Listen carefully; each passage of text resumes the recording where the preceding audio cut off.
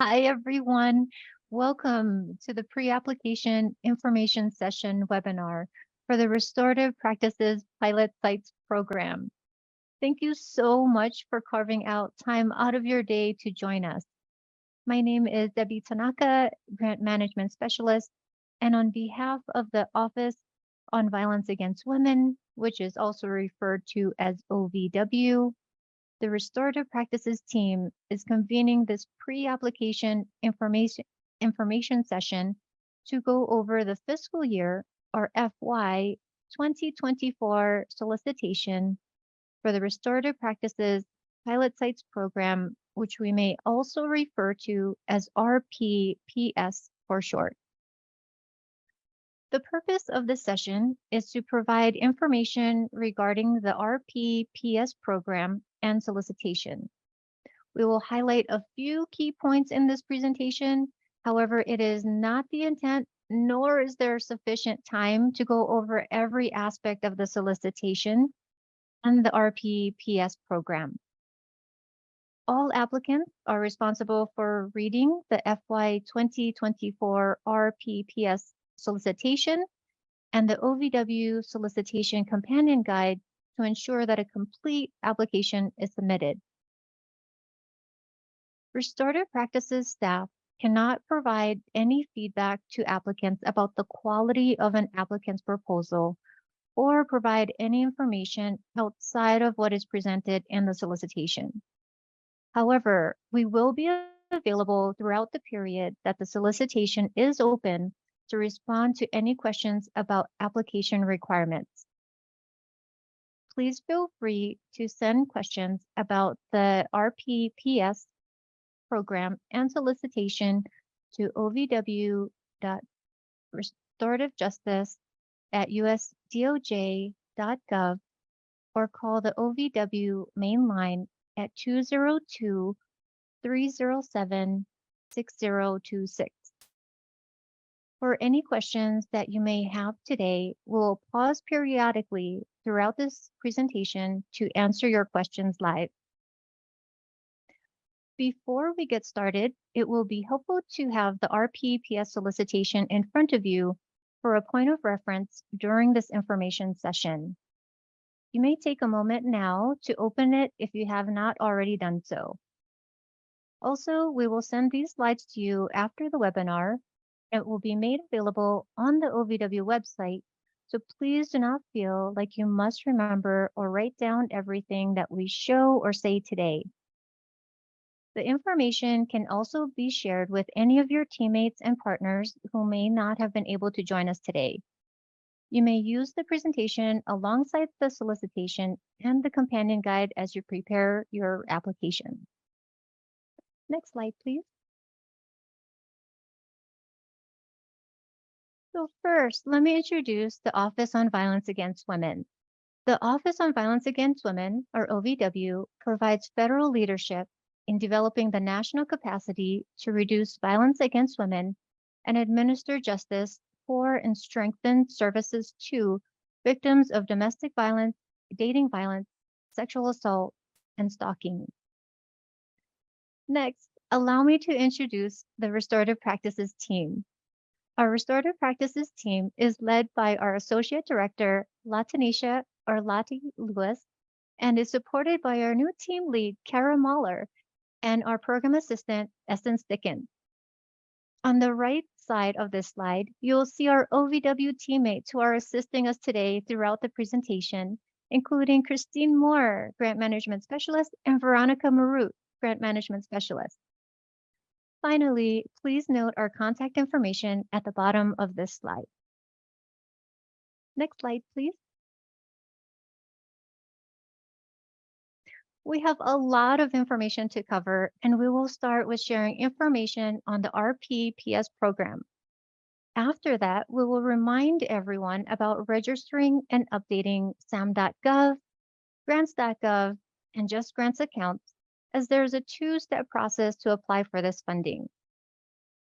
Next, we will talk about the priority areas and how applicants may receive special consideration by meeting these priorities. We will then let you know about the award information, following with eligibility and partnership requirements and program requirements. We'll cover the application components, pause for questions, and then turn it over to our colleague in the Grant and Financial Management Division to talk about budget. We will finish the webinar with application submission, resources and tips, and what may be expected after applications are submitted and reviewed, including calls or meetings with technical assistance providers. We will have another questions and answers session at the end. And if you do have any questions, please feel free to type them in the Q&A feature. Next slide, please. So before we get started in the content of the solicitation, please feel free to share a few deep breaths with us, as we'll be covering a lot of information through this webinar. Feel free to even close your eyes if you would like, as we center ourselves through breathing together. So if we're all ready, we'll take 3 deep breaths. So let's start with our first deep breath by breathing in, holding for a few seconds, and breathing out. Let's take another deep breath in, holding for a few seconds, and breathing out again. One last deep breath with another deep breath in, holding for a few seconds, and breathing out. Thank you for taking time to breathe with us. Next slide, please. Now that we have taken a few deep breaths together, let's start to talk about the RPPS program. The RPPS program is authorized by 34 USC 12514. Through this program, OVW seeks to support, strengthen, enhance, and expand existing restorative practice programs that prevent or address domestic violence, dating violence, sexual assault, or stalking in accordance with the restorative practices definition at 34 USC 12514A3. This means that OVW is specifically interested in supporting communities that already offer restorative practices and those who are interested in building evidence for victim-centered, trauma-informed, and culturally responsive restorative practices addressing these harms. Next slide, please. As such, the purpose of RPPS is to implement a program for restorative practices focused on preventing or addressing domestic violence, dating violence, sexual assault, or stalking in collaboration with the designated training and technical assistance providers and evaluator or evaluators. Next slide, please. So as mentioned, with heavy emphasis, OVW is interested in supporting communities to enhance or expand current efforts, including an evaluation of the intersection of domestic violence, dating violence, sexual assault, stalking, and restorative practices. OVW will award 60-month cooperative agreements to eligible entities that form a partnership of 2 or more entities that have 1, a demonstrated history of comprehensive training and experience in working with victims of domestic violence, dating violence, sexual assault, or stalking, and 2, demonstrated experience in implementing restorative practices. Next slide, please. OVW seeks to support and fund a range of pilot sites, including sites in various geographic locations with different demographic characteristics, culturally specific, and or underserved populations, projects addressing different Violence Against Women Act subject areas as domestic violence, dating violence, sexual assault, and or stalking, and projects that may have a connection to the criminal justice system as long as the program is not housed within or administered by a court, prosecutor's office, law enforcement agency, or any other component of the civil or criminal justice system. Next slide, please. Recipients under this program will receive training and technical assistance for the duration of their award that is tailored to the recipient's distinct approach to restorative practices in domestic violence, dating violence, sexual assault, and stalking. Recipients will be required to collaborate with the evaluator or evaluators to help develop an understanding of establishing, implementing, and using restorative practices to redress the harm caused by domestic violence, dating violence, sexual assault, and stalking.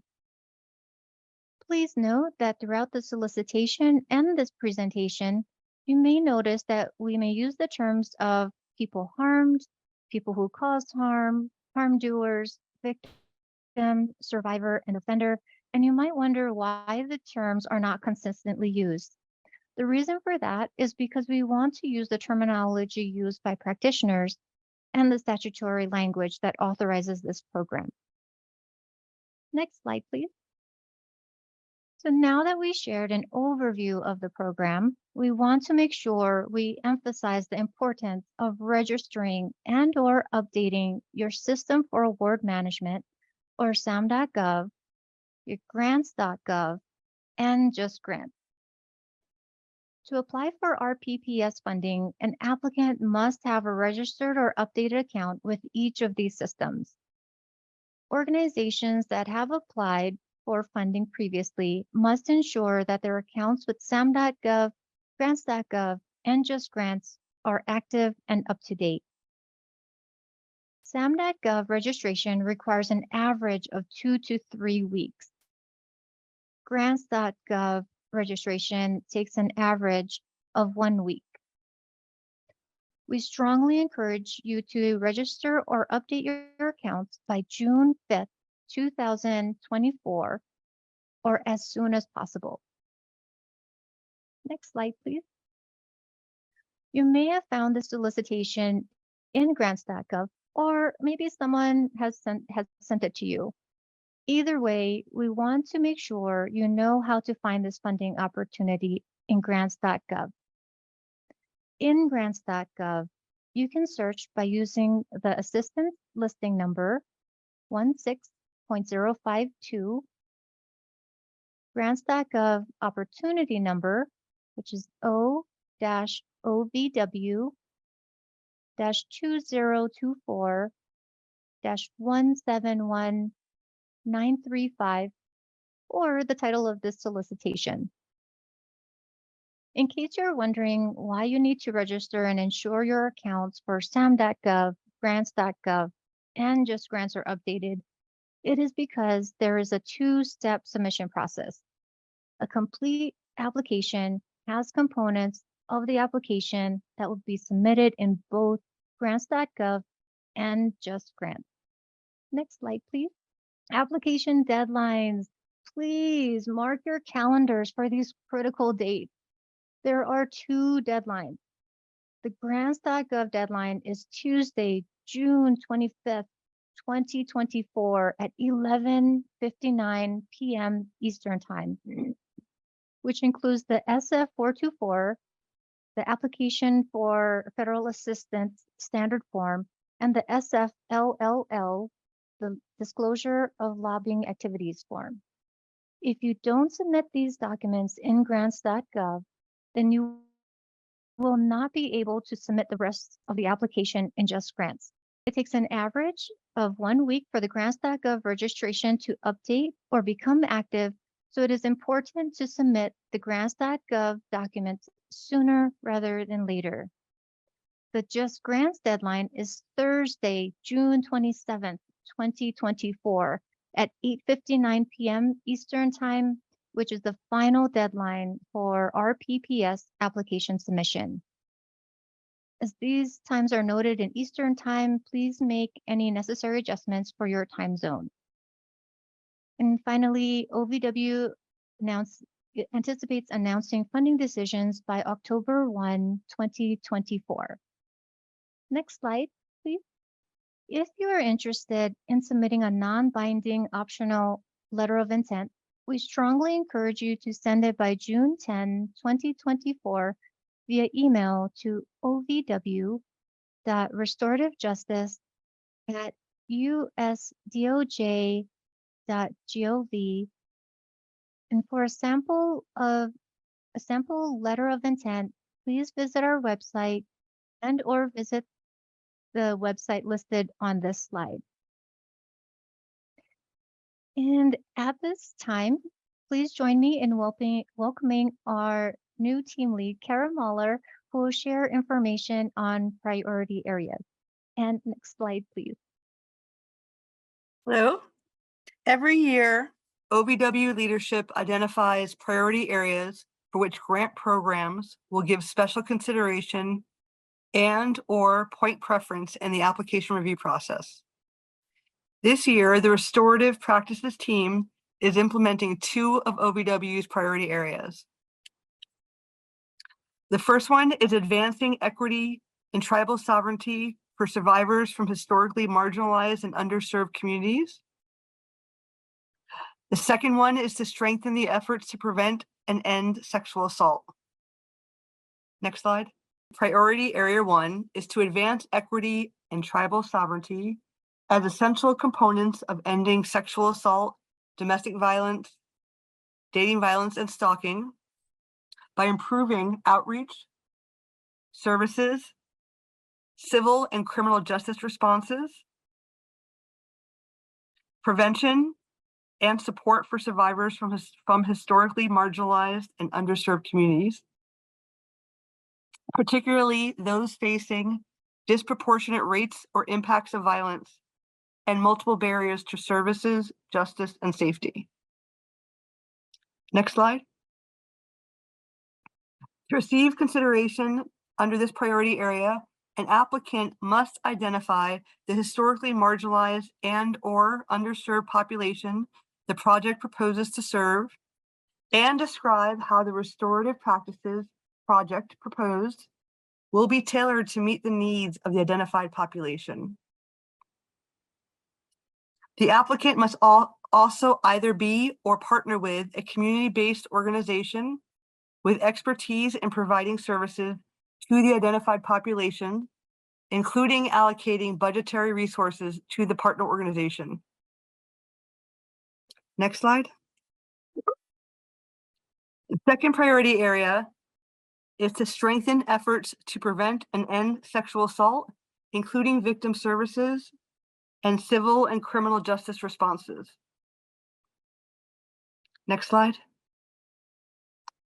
To receive consideration under this priority area, applications must propose to implement a primarily sexual assault focused project in which at least 75% of project activities are intentionally designed for people harmed by sexual assault and include a partnership with a community-based victim services provider with sexual assault experience. Next slide, please. In the next slide, I will cover the award amount, period, type of application, and type of award. Next slide. All successful applicants will implement a 60-month award period, anticipated to begin on October 1st, 2024, and ending on September 30th, 2029.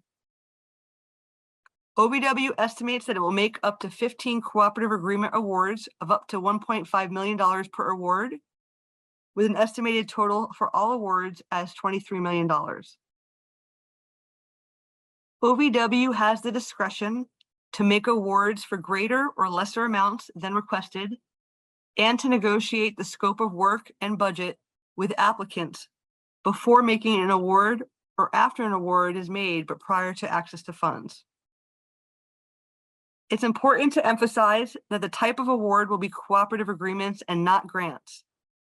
With cooperative agreements, OVW and technical assistance providers are more involved in shaping the project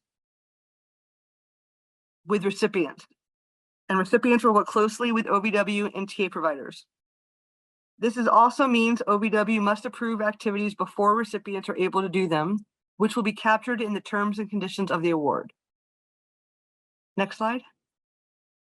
Now that we have shared some information about the program, registration, and updating of sam.gov, grants.gov, and Just Grants, OVW priority areas, and award information, let's talk about eligibility and see if you are eligible to apply.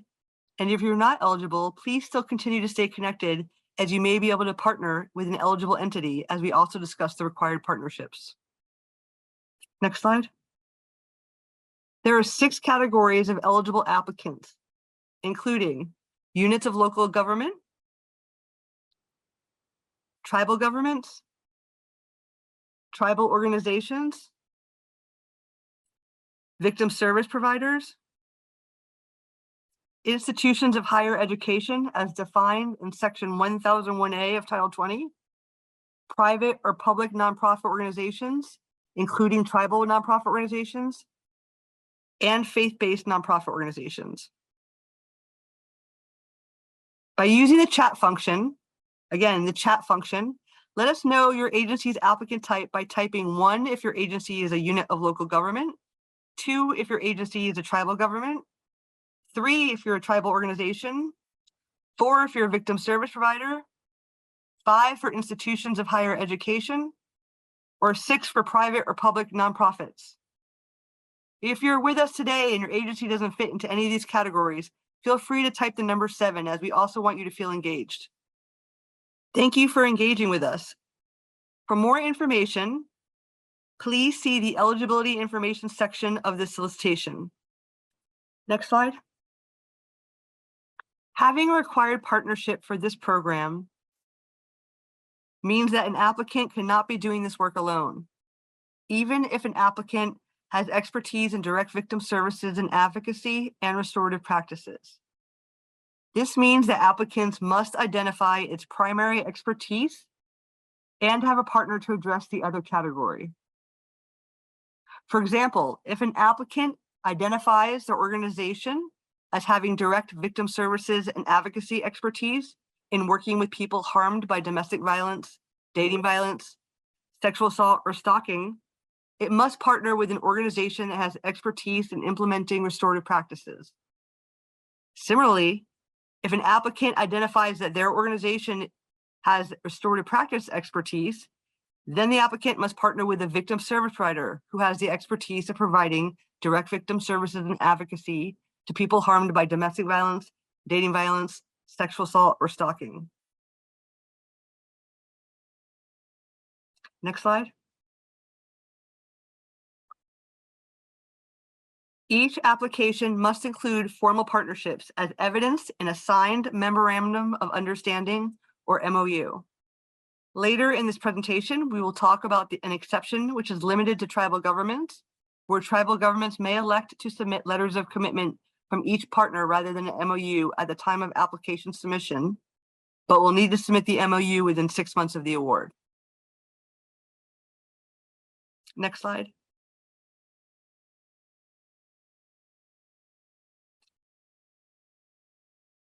In the MOU, these 6 elements must be demonstrated: experience implementing restorative practices, history of collaborating with community-led or community-driven efforts to address domestic violence, dating violence, sexual assault, or stalking, a history of advocating for survivors of domestic violence, dating violence, sexual assault, or stalking, experience in screening the suitability of individuals who caused harm, experience in working with individuals who caused harm, and lastly, a willingness to engage with the researchers conducting a program evaluation.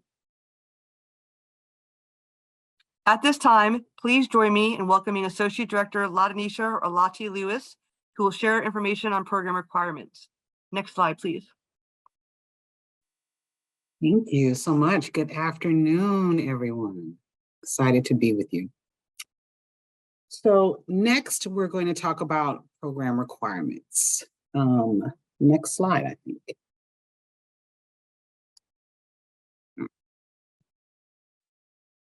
Applicants receiving funding under this program will be required to engage in the following activities.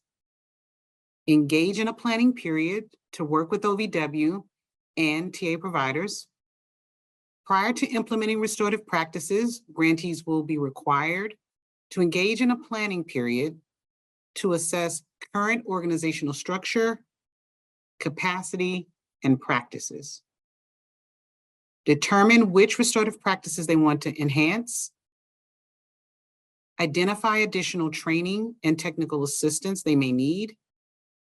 And hire or designate a site coordinator and evaluation liaison.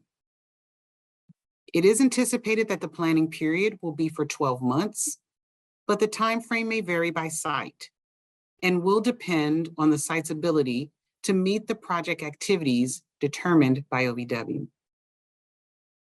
During the planning period, the pilot sites will have access to limited funding until all planning activities have been completed and OVW approves required deliverables. At that time, pilot sites can access the remaining funding for the implementation period. Second requirement, participate in an evaluation funded by OVW in partnership with external evaluators. Number 3, designate an evaluation liaison to work with the designated evaluators to ensure evaluation components are tailored to the community and meet the overall goals and objectives of the pilot project. Number 4, upon successful completion and approval, implement the provision of restorative practices only within the definition of restorative practices that are outlined in the statute, and ensure that those practices meet the required definition. Next slide. Additional requirements applicants receiving funding under this program will be required to do. Ensure that any restorative practices funded under this solicitation includes individuals with knowledge and experience in conducting risk assessments and referring victims to additional services and resources.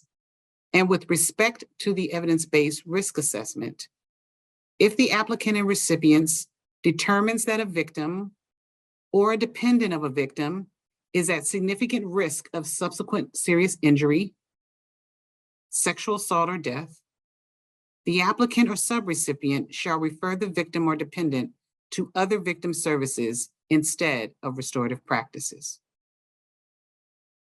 Designate a full-time site coordinator to oversee and implement project activities.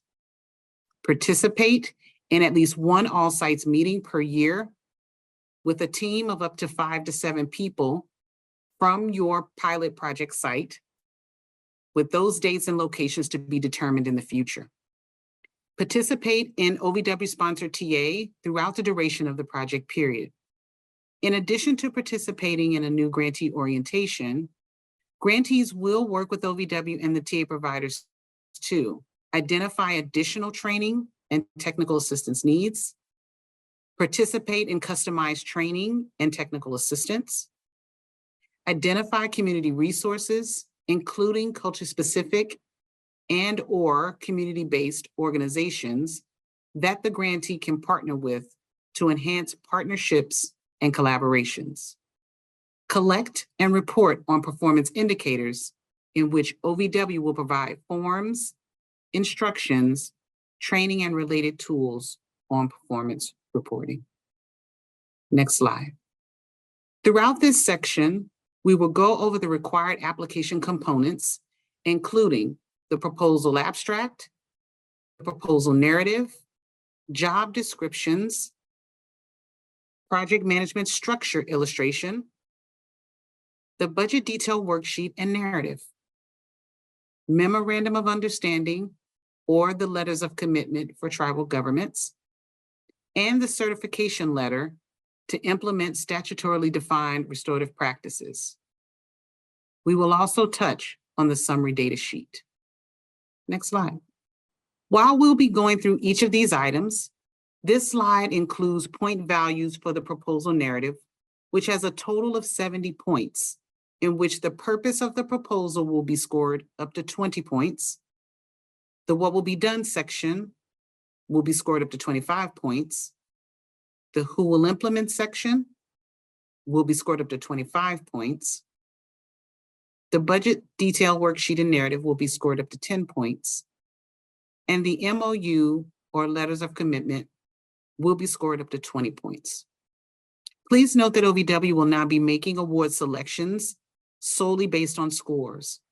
As mentioned previously in this presentation and in the solicitation, OVW seeks to fund a range of pilot sites, including sites in various geographic locations with different demographic characteristics, culture-specific and/or underserved populations, and different violence against women issue areas that they're addressing. OVW is interested in supporting projects that implement a diverse range of restorative practices, including projects that may have a connection to the criminal justice system, as long as the program is not housed within or administered by a court, prosecutor's office, law enforcement agency, or any other component of the civil or criminal justice system. Next slide. The summary data sheet provides a brief snapshot of your project and is used in the initial review of your application. While this document is not scored and doesn't count towards the 20-page limit, it is important to capture key information about your agency and the proposed project in the summary data sheet. Next slide. The proposal narrative has 3 significant areas in this section, including the purpose of the proposal, what will be done, and who will implement. The purpose of the proposal highlights the needs of your community using data and educates peer reviewers about your community and target population. The what will be done section explains the activities proposed to address the needs identified in the purpose of the proposal section. And the who will implement section describes the professional qualifications and demonstrates capacity of the lead applicant and project partners who are responsible for implementing the project. Be sure to include a header and respond to each of the questions asked in the solicitation, and note that the project narrative section is limited to 20 pages. Next slide. Describe the need for the project and help reviewers understand your specific community needs by answering each of the questions identified in the solicitation. In short, the information you include here tells reviewers about the dynamics of domestic violence, dating violence, sexual assault, and stalking, including any unique cultural context within the community to be served by the project. Challenges of implementing existing restorative practices, how the proposed project will enhance existing or expand restorative practices that address domestic violence, dating violence, sexual assault, and stalking. This section is also where you have an opportunity to describe the available resources within the community, the referral process to include situations where restorative practices are not suitable options. Next slide. The what will be done section is where you explain what you will do with grant funds. Be sure to provide detailed information that clearly describes the activities and strategies to support your proposed project. Information provided in this section should be clear and thorough so that reviewers understand how the project will fully address the components listed. Next slide. In this section, describe how the experience and needs of each person harmed will be centered in the program design, as well as how the needs of the people harmed will be balanced while working on accountability with the people who have caused the harm. Also, describe the evidence-based risk assessment tool, process that will be used, and explain the screening practices and procedures for determining the suitability of any individual who committed a harm to participate in restorative practices. Additionally, describe the needs of the target population and how the restorative practices models will be used and will meet those needs. Next slide. In completing this section, describe how survivors, people harmed, and other people with relevant lived experience have been or will be involved in shaping and implementing this project. Please ensure that in this section, you describe how the proposed project will improve accessibility for people with disabilities and people who are deaf or hard of hearing and people with limited English proficiency. As we mentioned the significance of evaluation within this program, describe how you and your partners will collaborate with the evaluators for the confidential and ethical collection of useful data. Next slide. Earlier, we shared 2 priority areas. If you are proposing to address priority area 1, identify the historically marginalized populations or population, including the culture-specific population or populations and or underserved population to be served by the project, and describe how the proposed project is tailored to meet the needs of the identified population or populations. If you're proposing to address priority area 2, describe how at least 75% of the proposed project activities are intentionally designed for people harmed by sexual assault. Next slide. In this section, identify the key individuals and partners involved in the proposed project and demonstrate that they can address the stated need and successfully implement the proposed project throughout the 60-month project period. Provide details on their expertise and experience is critical here. Additionally, this section is where you demonstrate that either you or your project partner or partners have a comprehensive training as well as experience in working with victims of domestic violence, dating violence, sexual assault, or stalking. Next slide. Similarly, explain the history of the applicant and/or partner's experience of implementing restorative practices, including the number of years of experience in restorative practices, a list of types of crimes or incidents addressed and populations served, and how trust has been built within the community, including people who have been harmed, people who have caused harm, or how perceptions of partiality has been addressed. Also, describe how the evaluation liaison will work with the evaluators and create opportunities to learn from interim research findings. Next slide. If you are addressing the priority area to advance equity and tribal sovereignty, identify which organization has expertise in working with the identified historically marginalized populations, including culture-specific populations and/or underserved populations, and the services that will be provided to address the needs of the populations. If you are addressing the priority area to strengthen efforts to prevent and end sexual assault, identify the organization with sexual assault experience and the breadth of services that will be provided to sexual assault survivors. Next slide. Related to the who will implement section of the proposal narrative, in demonstrating that the people and organizations identified have the capacity and commitment to address the stated need and can successfully implement the proposed project activities throughout the 60-month project period, job descriptions of all key personnel must be attached and will not count toward the page limit. Next slide.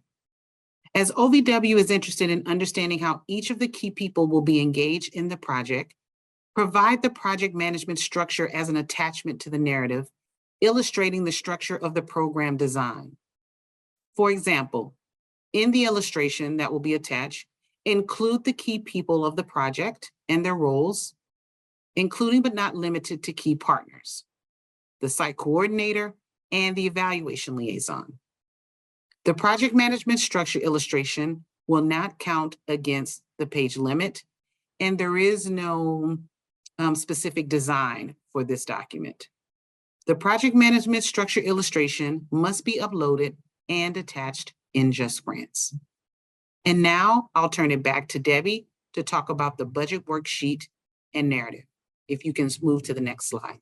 Thank you. Thank you, Lottie. Applicants will be required to submit a detailed budget covering the 60 months of the award period. Be sure to incorporate the costs of activities included in the narrative into the budget and narrative, including detailed calculations illustrating how costs were determined. Please remember to include funds to support or describe in-kind resources for victims who are disabled, deaf or hard of hearing, and as victims with limited English proficiency. Also include the costs for the evaluation liaison and site coordinator. If these positions will be covered through another funding source, be sure to provide an explanation. If you are applying for OVW priority area to strengthen efforts to prevent and end sexual assault, be sure to identify and explain how the budget intentionally addresses the minimum of 75% for people harmed by sexual assault. Next slide, please. Include costs associated with determining eligibility for any individual or individuals who caused a harm to participate in the program. For example, background checks.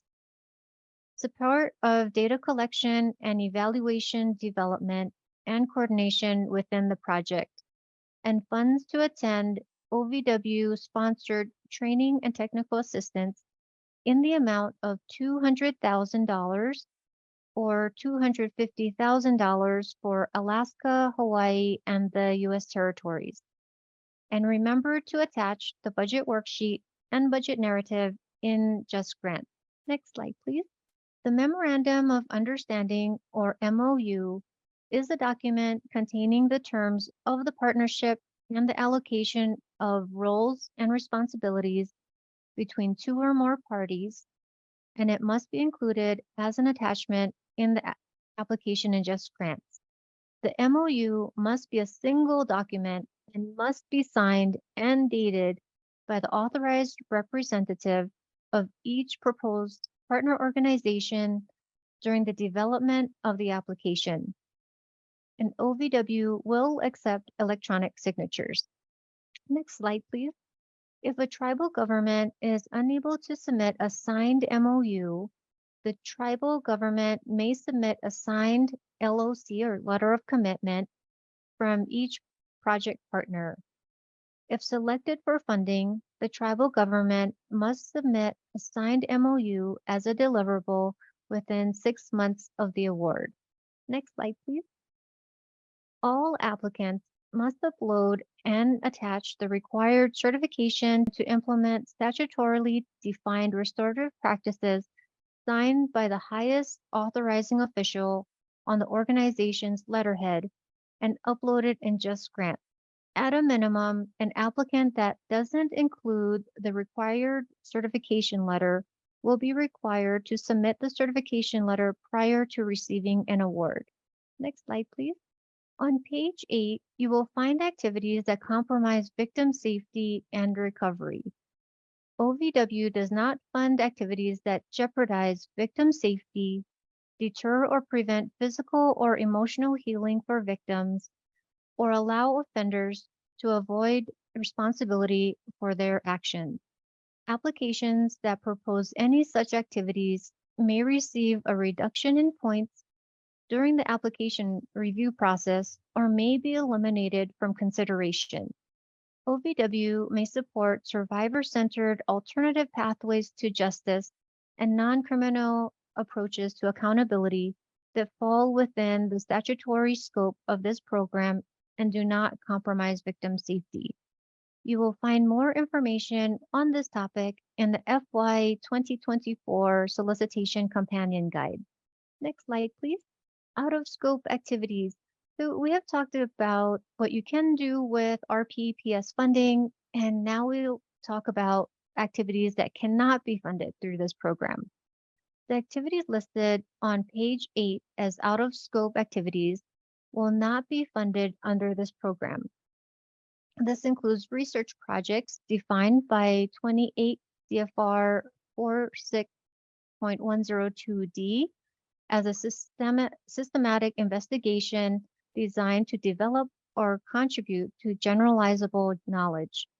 This prohibition does not apply to activities that the pilot site's evaluation liaisons are expected to engage in, such as collaborating with evaluators as they develop evaluation plans, assisting in recruiting study participants, and collecting some data. Out-of-scope activities also include restorative practices that do not meet the definition outlined at 34 USC 12514.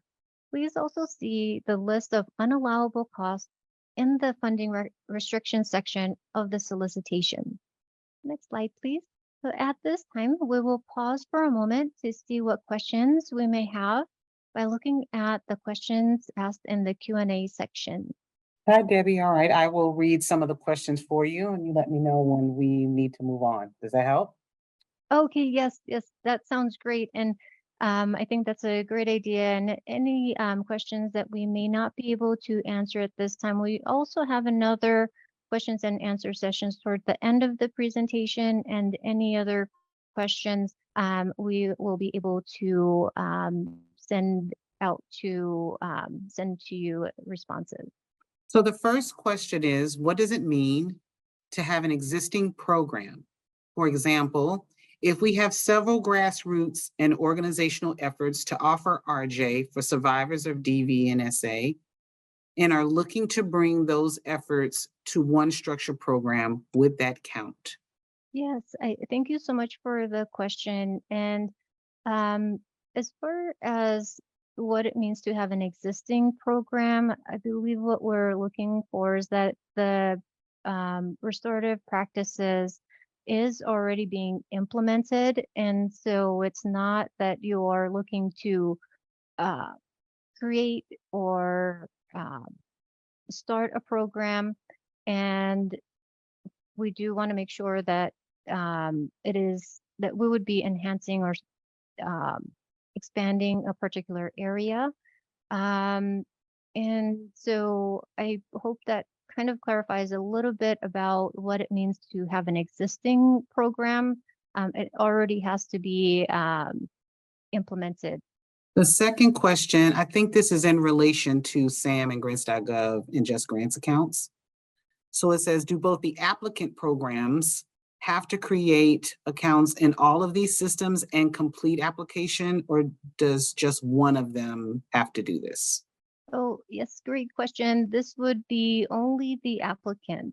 The third question, in the priority area 1, is it limited to equity within tribal jurisdictions, or is the equity aspect for all or any marginalized, underserved community? And for this, it would be for any underserved community.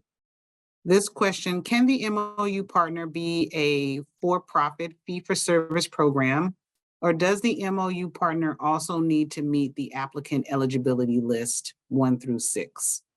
I believe I might have to get back to you on this one, but I believe that the eligible or the entity applying for the funding needs to be eligible. In terms of the fee for service, I think I might have to get back to you on that question. And I think it should be fine. Like if you're going to partner up with maybe like a Batters Intervention program or someone who gets a fee, they could be an MOU partner. They don't have to meet the eligibility requirement. Great. Thank you so much, Lottie. The next question is, I think the question for this MOU partner though is whether you're going to pay them with grant funds. And I think that might be the distinction. Like they could be an MOU partner, but I'm not sure you can use grant funds. We might have to talk about whether you want to use grant funds to support their work, because then that might be a different thing. So if you are thinking about using a fee-for-service organization and want to use grant funds particularly, would you email us directly with that question so we can make sure that we clarify that piece for you. But they can be an MOU partner just generally. The next question is, can the project coordinator and the evaluation liaison be the same person? For the project coordinator and the evaluation liaison, this is going to be a lot of work and a lot of intense communication and facilitation. So I would imagine that you would want to have two separate positions because the evaluation liaison is going to be working with not only with OVW and the TTA providers, but really being that voice with the evaluators. While the project coordinator is kind of bringing the partners together, doing more collaborative work and expressing the needs of the project and shaping the direction. So I would say that this would probably be two separate positions, but I think it might depend too on how organizations are structured. But I do want to maybe see if Lottie, if you have other thoughts on whether or not that should be two separate positions, or if it's possible to have the same person do both roles. Ideally, I think you're right that it should be two positions. It might also depend on what the scope of your project is going to be. But I would agree with Debbie that there are distinct roles for each of those positions, and you would not want to hinder any of those roles by trying to combine it. Is there a specific requirement or expectation for percentage of time that the evaluation liaison will charge the project? Like a specific FTE that you're looking for? Nope, I don't think that we have a specific designation for the percentage of time for the evaluation liaison. Okay, and then do you know or what are the anticipated tasks for the evaluation liaison? Should they have a research background, and how much time? Oh, we already talked about time spent per month. What are the anticipated tasks for the evaluation liaison, and should they have a research background? Oh, yes.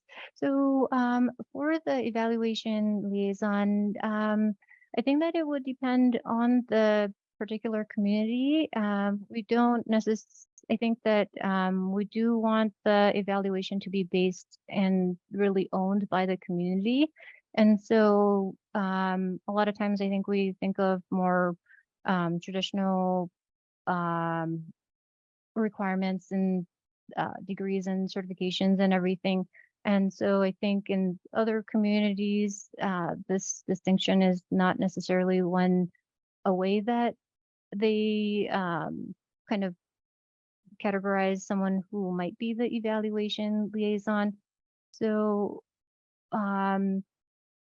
they may not need to have a formal research background. I think it's going to be up to the applicant to make that determination.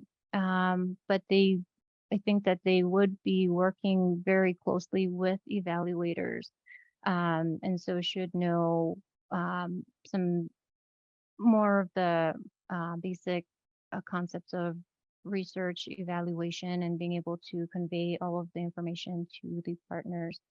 But Letty, any other anything we should add on that, or Yeah, clarification? just thinking in terms of that person will be located with the applicant organization, right? So we will have designated people who will do the physical evaluation. Like they will collect the data, they will analyze the data, right? They will be doing the interviews or whatever the format is going to be. But what you're going to need the liaison to do is to be able to talk through like what your processes are, be able to help inform like any tools that are going to be developed or data elements that are going to be captured. They're going to be, if there's interviews they're going to want to be conducted, maybe help set up those interviews. And so they're going to be the person that's going to be the go-to between what the applicant organization or the project wants to see in terms of evaluation and being able to articulate what the organizational capacity or resources or needs are, and be able to support with the evaluator what tasks might need to be done in order to make that evaluation more effective, or help and articulate what the processes are in either the partner or the applicant organization. And so that's something that the evaluators won't walk into the door knowing. And so to Debbie's point, I'm sure there are going to be meetings of the evaluator and the agencies or the sites. And so you're going to want somebody who can take the lead in ensuring all of the information is being captured, make sure that information is being collected. And so they're working alongside the evaluator, and you don't want that person to also have another task of, doing trainings or, actually going through the RJ, being an RJ facilitator. And so to Debbie's point, while they may not necessarily have a research background or evaluation background, you do want somebody who's going to have enough time to be able to work closely with those evaluators and be able to support the efforts. And so there might be lots of forms that might be developed. There may be certain processes the evaluators might want to implement, and that evaluation liaison is going to have to be the person to be able to implement those processes or be able to articulate that to the applicant organization and or partner organizations. So there may be meetings that you may be holding with folks on site to be able to understand what the evaluation is going to do, what information is going to be. You might have to do, conflict of interest forms or confidentiality forms. I mean, all these process things that the evaluation liaison person is going to help with. So that's the last question about evaluation liaison. So if you want to move on, and then we'll pick right back up with Nicole's question when we get back to questions. Great. That sounds good. Thank you so much. And so at this time, please join me in welcoming Christine Moore, a budget analyst with the OVW Grants and Financial Management Division, or GFMD, as she will go into more detail about the budget requirements. And next slide, please. Thank you, Debbie. We can go to the next slide, please. So in the next couple of slides, we're going to focus on aspects of your application that relate to the documents that our financial team, the Grants Financial Management Division, reviews. More specifically, we'll discuss some of the items that GFMD has identified from prior year's applications that could help with expediting our review process. For today, we're going to highlight certain aspects of the pre-award risk assessment and provide you with a link to a detailed webinar on how to develop the budget that will be included with your application. First, we'll highlight the items identified in the summary data sheet, which is completed by all applicants. Specifically, 3 items from that we would like to discuss are the nonprofit requirement, the single audit response, and the IRS 3-step safe harbor procedure. So if you are an eligible victim service provider to receive our PPS funding, you are required to submit a determination letter from the IRS recognizing your tax-exempt status. OVW cannot make an award to any nonprofit organization that does not submit a 501c3 determination letter. We highlight this specifically because applicants are not including this as part of their application, and it further delays our review. So please ensure that this document is included if applicable. OVW requests that all applicants provide a statement as to whether they have expended $750,000 or more in federal funds during their last fiscal year. If they have, then they indicate that and also specify the end date of their last fiscal year. GFMD in the past has found that applicants do not always include all of this information. So please ensure that the question is answered in its entirety, all parts, on the summary data sheet, specifically, which is question number 3. Another item that we'd like to highlight from the solicitation is specifically for nonprofit organizations. If you use the IRS 3-step safe harbor procedure to determine your executive's compensation, you are required to provide a disclosure letter. Please refer to the solicitation for further details and a link to a sample letter. Note that there are 4 required parts of this disclosure letter. The sample letter provided outlines all 4 parts of the disclosure, so please be sure to follow that example and provide a response to each of the 4 parts. Next slide, please. The next item that we'd like to discuss is the pre-award risk assessment questions, which assists GFMD during their pre-award risk assessment review for all applicants. Each applicant must prepare a response to all 11 questions and note that each question has multiple parts. So we've noticed from prior years that applicants do not always fully answer all the parts of the question, which in turn requires us at GFMD to reach out to the applicant, which may delay funding decisions. Some of the most common issues that we've encountered have been, for example, question number 2 on that, where the applicant indicates that they do indeed have internal policies, but they don't provide a brief list of topics covered in those policies and procedures. Another example is question number 3, where some applicants fail to provide a brief summary of the organization's process for tracking expenditures, and more specifically, whether or not it tracks budgeted versus actual expenditures. So those are just a few examples, but in general, please make sure that you read each part of all questions and provide a full and comprehensive response. Next slide, please. So this slide is just a quick highlight of some resources that are available as you're creating your budget that needs to be submitted with your application. Over the last couple of years, GFMD has developed a detailed webinar presentation on how to develop a budget to be submitted with OVW applications. The presentation addresses some of the challenges that you may face with your budgets and provides some insight on OVW's budget review process. And that webinar can be found at the link on the slide. Next slide, please. Next up for resources is Uniform Guidance, which can be found at 2 CFR 200. You can search using your favorite web browser for that one. Some other resources include the DOJ Grants Financial Guide and the solicitation itself. Next slide, please. And we know this is a lot of information to process. So if you have any questions about the information GFMD has provided to you today, please feel free to contact us at the GFMD Help Desk, either by phone at 888-514-8556 or by email at ovw.gfmd@usdoj.gov. So with that, please join me in welcoming Veronica Marut to talk about the application submission, resources, and tips. In the next several slides, I will let you know about the formatting, technical requirements, application submission, resources, and tips. Next slide. Please note that applications must adhere to the following technical requirements. They must be double-spaced. However, charts may be single-spaced.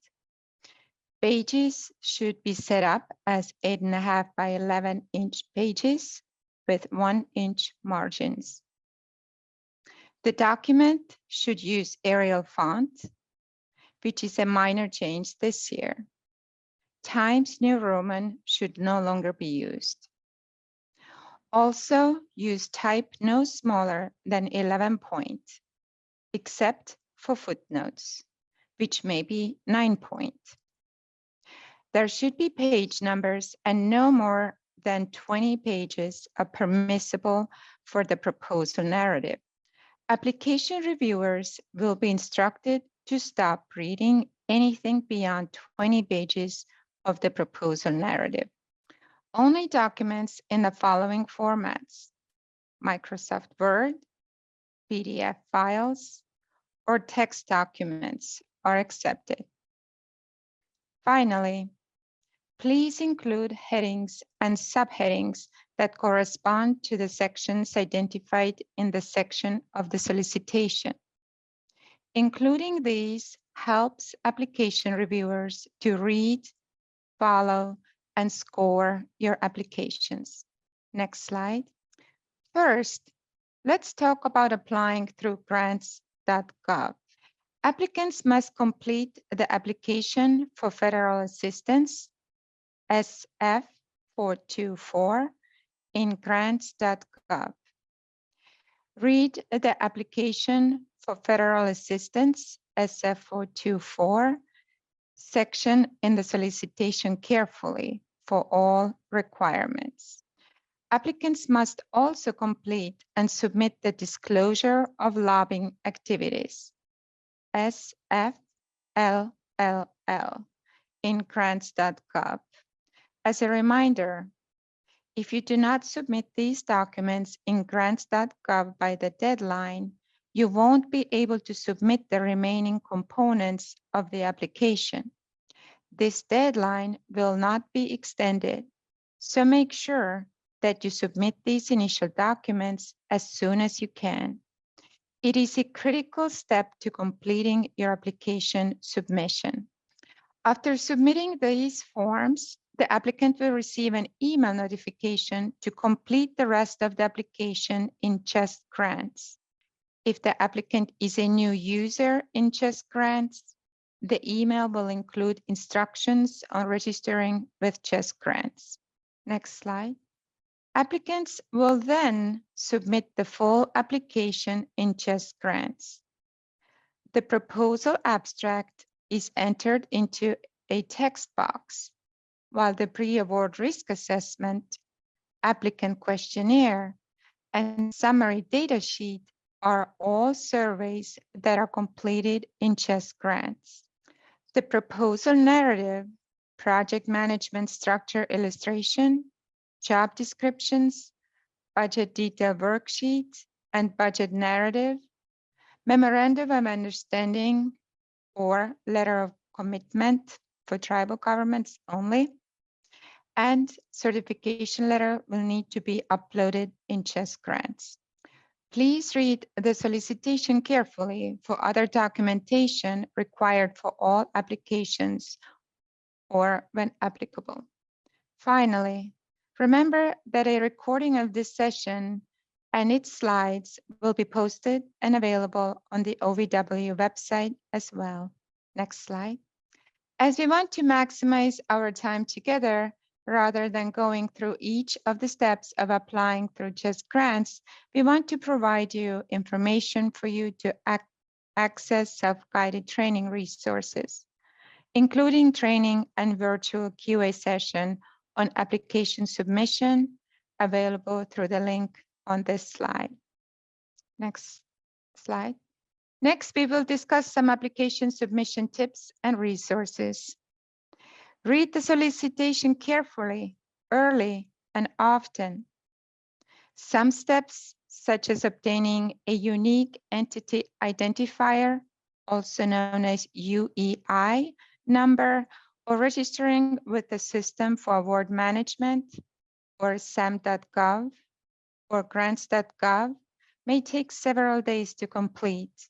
So please start with those as soon as possible, as you cannot apply without them, even if you have a fully completed application package ready for upload. We recommend that applicants begin these processes as soon as possible, but no later than the date suggested in the solicitation. Remember, SAM.gov registration can take an average up to 2 to 3 weeks. Grants.gov registration can take an average of up to 1 week. Next slide. Read the solicitation carefully, early and often. Review and re-review the application checklist and make sure your application is complete. Next slide. Assume that your reviewer knows nothing about your organization, because they are actually prohibited from engaging in external research. The best grant applications paint a picture of the needs in their community, including all members of community, introduce and develop the characters, and explain what makes them unique, and they detail how their story could be different with the additional funding. Show reviewers how you will implement your ideas and goals. Tell us your story. Next slide. If you had $1.5 million, what would or could you do? How can you differentiate your community and project from others around the country? How will people harmed by domestic violence dating violence, sexual assault, and or stalking, people who cause the harm, and community benefit from your project. Next slide. Don't wait until the last minute and submit your application early. We wouldn't want you to put in all the time and effort in developing your application and then miss the deadline. Next slide. As a reminder of the deadlines, the grants.gov deadline is 11:59 p.m. Eastern Standard Time on Tuesday, June 25th, 2024. Applications are due in Just Grants by 8:59 p.m. Eastern Standard Time on Thursday, June 27, 2024. As another reason to submit early, by submitting the application components at least 48 hours before each deadline, grants.gov or Just Grants as applicable will enable applicants to receive notice of a failed submission and provide an opportunity to correct the error before the applicable deadline. Next slide. I'll now hand it back to Debbie to let you know more about what can be expected after application is submitted. Great, thank you, Veronica. So what happens after the application is submitted and reviewed?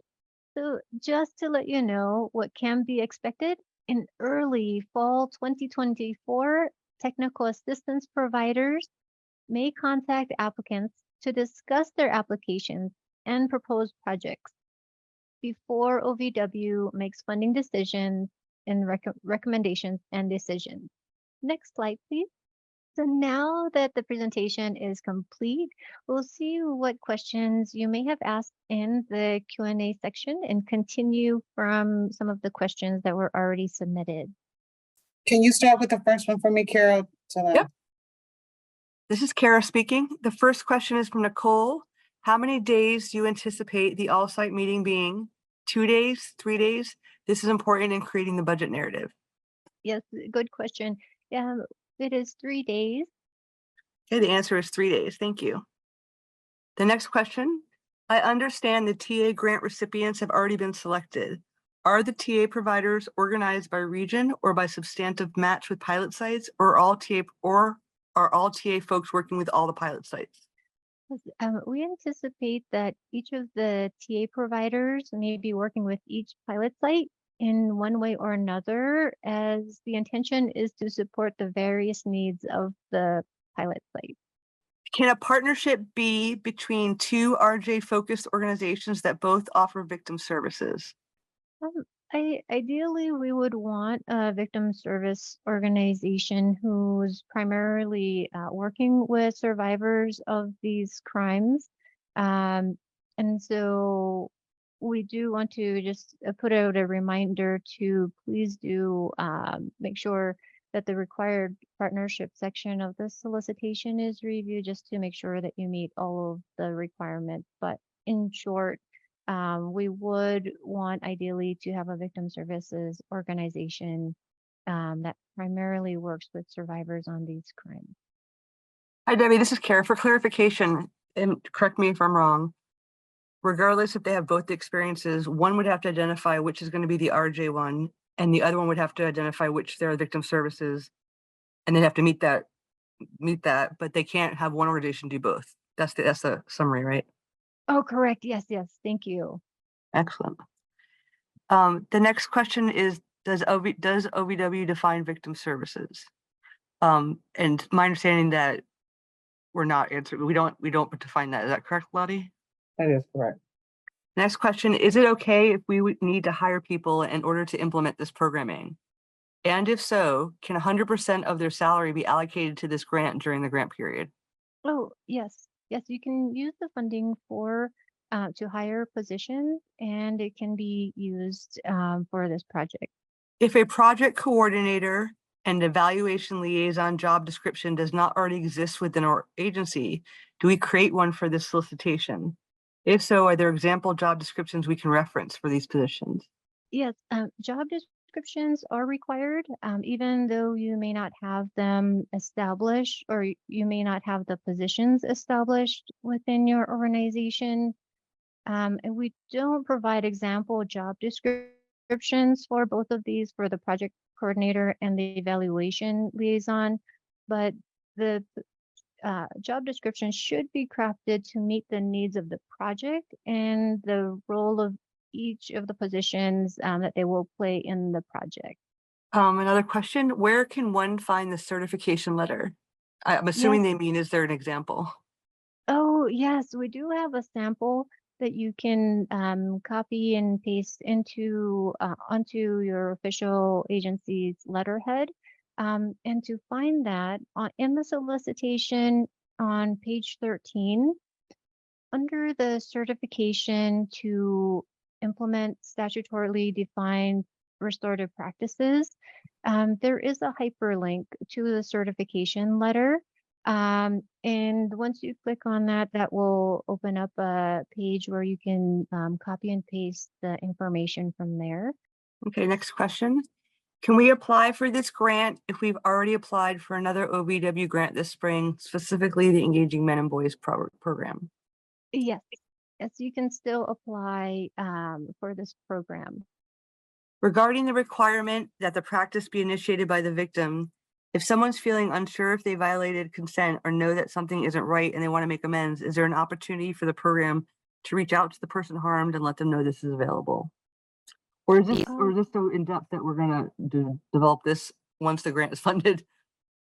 I think some of these, just to be, before I start asking them, are going to be questions that are going to be flushed out as the initiative is launched. So I'm going to scroll through some of these to figure out which ones we can answer now and which ones we can't. Regarding requirements that the practice be initiated by the victim, if someone's unsure if they violated consent or know that something isn't right and they want to make amends, is there an opportunity for the program to reach out to the person harmed and let them know this is available? Or does this fall in the category we talked about where we're just flushing this out still? I think there's nothing wrong with telling your community broadly that the services are available or the survivor that an RJ process is available. However, that's as far as you should go. Like, you should not sort of coerce that survivor to take a restorative practices process. So that's what we mean by it has to be initiated by them. They want to take that process and then they take the information you give them and decide that that's the process they want. But there's nothing wrong with providing information to survivors or folks who enter your program to know, or you enter your organization to know that this is one of the processes they can undergo. Okay. That's a good question coming. While the RJ program needs to have existed prior to applying, does the partnership included in the application need to be pre-existing as well? No, the partnership does not have to be pre-existing. It could be formed as a result of the interest in creating such a collaborative for this particular program. So no, it doesn't have to be pre-existing as far as the partnership. Excellent. If we are fortunate enough to receive an award as a pilot site, would that take our organization out of the running to submit a proposal for the research and evaluation piece? No, you would still be able to apply for the research funding for this program. However, you would need to consider how you will distinguish the role of the project staff from the evaluation staff and how you will maintain objectivity and ethical boundaries as your site would also be funded as a pilot site. Okay, we're going to get into some financial questions next. Okay. Should the budget look different in year one since this is a planning period? Yes, so we would, you're absolutely right. Thank you so much for paying attention to the solicitation, because we do anticipate there will be a planning period for an estimated number of 12 months, which we mentioned that it could be more or less depending on when the sites are ready and things are signed off on. But it is likely that your planning period budget may look different than your remaining months or years for the actual implementation. Excellent. How much of the budget should be allocated to the partner? Basically, they're asking, is OVW recommending an ideal percentage? No, we don't have any recommended percentages of how much funding you would allocate to your partners. I think it really depends on the how you're building the project and the rules and what each of the partners will be responsible for. Okay. The next question, I'm not sure if this is for you or Christine, but can a fiscally sponsored nonprofit apply for this program, this grant? Can a fiscally sponsored nonprofit program apply for this grant? I don't even know what that means. I'm sorry. I assume this question is about, are they being like a fiscal pass-through? But if you can type in the question to clarify that the person who asked this question, so we can understand what you mean. If you mean, can you be a pass-through? Yes. However, that fiscal applicant still has to be an eligible entity, number one. And then you would have to, of course, explain that. And then the subsequent pass-through organizations would need to still be able to meet those partnership and or other requirements. Okay. I think there's going to be another fiscal sponsor question later on down, but the next question in order is, will this grant be offered again in future years, or is this a one-time opportunity? I think at this time we're not sure if it will be offered in future years. If there is more funding for the program, possibly, but I don't think that we're able. We don't know at this time. Excellent. The solicitation says there'll be a one-year planning period, but also asks that we have specific plans for programmatic elements. For the safety screening tool and process, can we say in our application that we will refine and develop this protocol during the one-year planning period? Yes. So ideally, you must ensure that you already have a safety screening tool and process. And I think part of the intention of the technical assistance is really to kind of get at what you're asking about, possibly refining and enhancing the protocol. I don't know. I don't think that it is one that we would want to see where you're actually developing the protocol. It's something that could be possibly refined because it should already be in existence. But I do want to ask Lottie if you have other thoughts on this. Sorry, Debbie, I was answering a question. What was the question again? Oh, yes. It's about whether for the safety screening tool process, can they say in their application they will refine and develop this protocol during the one-year planning period? And Debbie answered that they should have something in place for safety screening. Yes. But in terms of will they be refining it further, I guess she wanted to know if you wanted to add anything. No, I think she answered it fine. It's another fiscal sponsor question about, can the victim services and the RJ, each of them go through fiscal sponsors and apply together through fiscal sponsors? That would not be ideal. And the reason why I say that, it will really depend on what you mean by fiscal sponsors. If you are a program within a larger organization, that is different than if you're doing a pass-through. So, so we need to understand that question more specifically. So I would say email us in the mailbox so we can have more details on what you mean by that. And what I mean by a pass-through is there's just an organization who is just going to serve as the person who applies for the grant, and they have no other role in the project but to be sort of the application body. They're the people who kind of track the funding. They basically just have a fiscal role, right? They manage the money. They don't really have a significant role in the project. If that's what you mean, that is not what we're looking for in terms of meeting the requirements. So if they're a victim service provider and you're a small organization and you're going to partner up with them to do all the fiscal jobs of a grant, basically to manage the grant or the grant funding, but they have no other role in that project, you still would need a victim service provider or an RJ partner, whichever one, who is actually going to play a role in the project. If they're going to do both of those, then that might be fine. But I think it really will depend on what you mean by fiscal sponsor and what the role of that fiscal sponsor will be for us to be able to really answer that question more fully.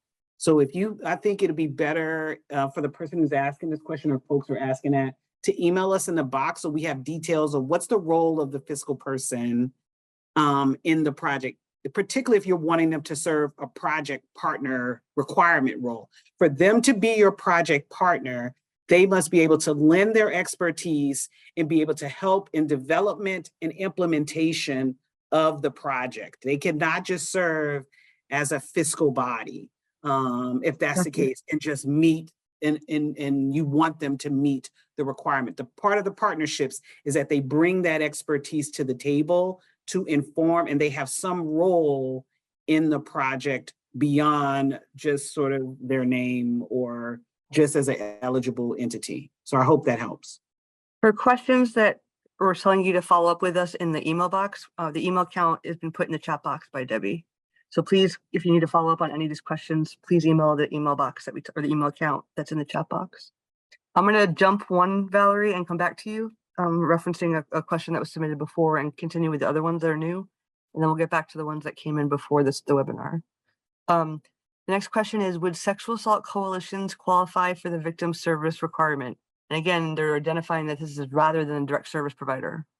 And I think it might depend on each coalition and if they do provide direct services, or I think maybe for that example, would they be partnering with a direct victim service provider? I think they're trying to. and I think they're asking, do they fulfill the requirement as the victim service provider if they don't provide direct services and are just a coalition? I think so. They would have to look at the definition of victim services provider, which I think is in the solicitation, if I'm not mistaken. But I think in our VAWA definition, they would be eligible. Right. I know that just to follow up, some of the solicitations in OVW, we add on a sentence saying that you must provide direct services. So I would refer back to the solicitation and make sure that you understand the definition that we're using for this program. This is a good one. We are a cultural specific victim service agency that have started to provide restorative justice practices. Do we need to find a partner and have an MOU? Yes, you do need to have a required partnership.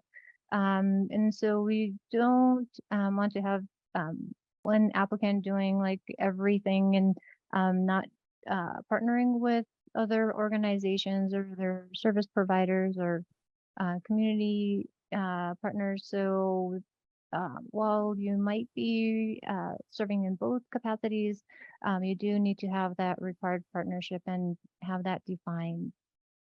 Some of these questions that we're not answering, if you want to reach out to Debbie privately through email, it's just not something we're able to talk about or have answers for right now. Thank you.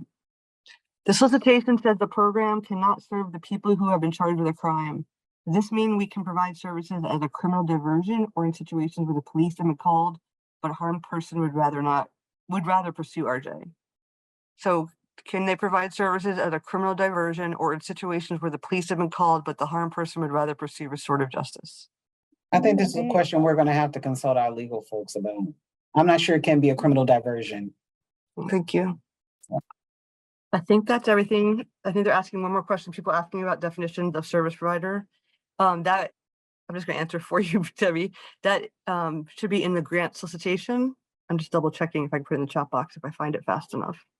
And then going back to an earlier one, there was somebody on the call that said that they submitted questions before the webinar. And I wasn't sure, I lost their name in the shuffle. I think it was a Valerie. I'm not sure if you were tracking that, Debbie, if you wanted to bring up the questions that were brought up before the webinar, I think when they registered. Oh, sure. Yes, we did have a few questions that came through as you registered for the webinar. And I think one of them was asking what could constitute a good restorative justice program. And that is not something that we would spell out, or we wouldn't be able to give you a definition of what is a good restorative justice program. We also received a question of, is it okay to submit a proposal with two components tailored to age or context, where one would be for K-12 schools and one for higher education or Title IX? I mean, I think there's nothing that prohibits you from doing that. I think the thing you have to consider is those are two significantly different age groups, and two significantly, you have some that are minors, which have other issues and things you must address with regards to these crimes and going through an restorative justice process, like consent and parental involvement, child protection or abuse laws, right, versus adults. And so and what are you going to do in the higher education system? Like, are you going to be working through the student conduct Title IX process? So they're very distinct issues I think you're going to have to consider. And so I think, not that it's unallowable to do, I think what you're going to really have to spell out is how are you going to meet each of those very distinct needs? And also, what are the specific issues you're trying to address with each of them and how this project is going to tailor to each of them. Where I think you might do a disservice is if you try to just lump them together and make it seem like this process will just serve them both equally. I really would try to decide specifically what kinds of things or what specific things you're going to want to address with each so that you have a feasible project that you're trying to put in place if you're going to work on both of those populations. Thank you so much, Lottie. And if we don't have any other questions that we're answering in the Q&A section, if we can move to the next slide. Thank you so much. So this slide, I know that we had typed in the email address for the Restorative Practices team or the Restorative Justice email shared inbox. But if you do have questions, and as they may come up for you as you're working on or submitting your application, this is contact information for each group that can help you with your application questions. For programmatic questions, please do email the ovw.restorative@usdoj.gov email address, or call our OVW main line at 202-307-6026. For financial questions, please send an email to ovw.gfmd@usdoj.gov or call 1-888-514-8556. And for any technical questions, please contact grants.gov applicant support by email at support@grants.gov or call 1-800-518-4726 and OVW Just Grant Support at the email address of ovw.justgrantsupport@usdoj.gov or call 1-866-655-4482. And next slide, please. And thank you so much for joining us for today's pre-application webinar. In closing, we are very grateful that we have the time that we're able to spend with you, and we wish all of you good luck on your applications. And please do feel free to reach out to us with any questions that may come up for you. Thank you, everyone.